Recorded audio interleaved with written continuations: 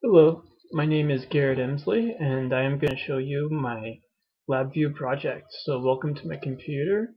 Here is the Labview project, and you can see my whole presentation right here. So let's get this party started. Again, push the play button, and you can see we need to give this thing some amplitude and some frequency, and it's going. So here, start out in the triangle waveform, so we can go down to the numeric control here to change it to the square or the sine wave or the sawtooth. And it's going a little bit fast right now. It's just really going crazy, partying hard. So I'm going to increase the frequency to slow it down a little bit. You can see we can also do the offset right here, and that changes the midline of the y value.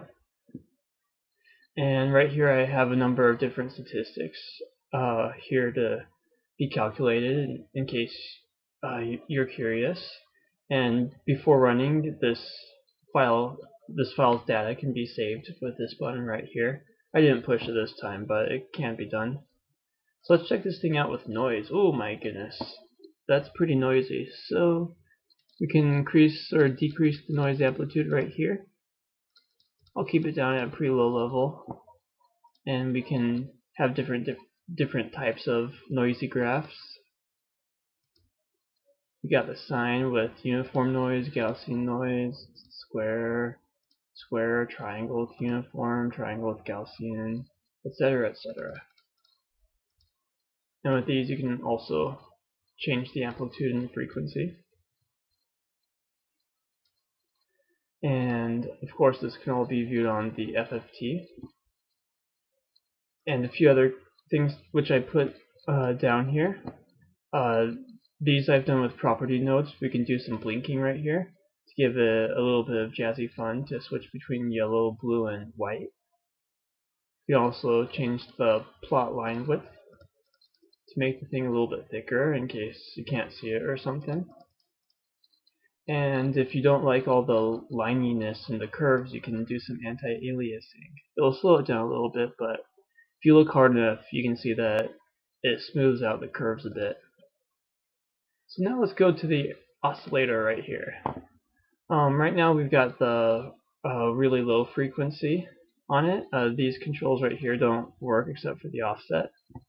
So we can go now to the higher frequencies. It goes much faster. And then there's the much higher frequencies where it's difficult to get it looking too good. But I got it going all the way up to 20 kilohertz. And right here I can change the different aspects of how the voltage is viewed along the y-axis, or the x-axis rather. And if I bring it down to the lowest, you can see that the x-axis changes quite a bit with that. And for the y-axis right here, you can see that the values for the maximum and minimum y change a little bit. Right here I've got some different amplitude and range calculations, RMS, standard deviation, etc., etc. Got a little bit of a trigger right here, and the oscillator FFT. And I'll show you the block diagram. This is the block diagram that I had which I had been doing over a 3-week period. It took a lot of work, and thanks for watching my video. Have a good one.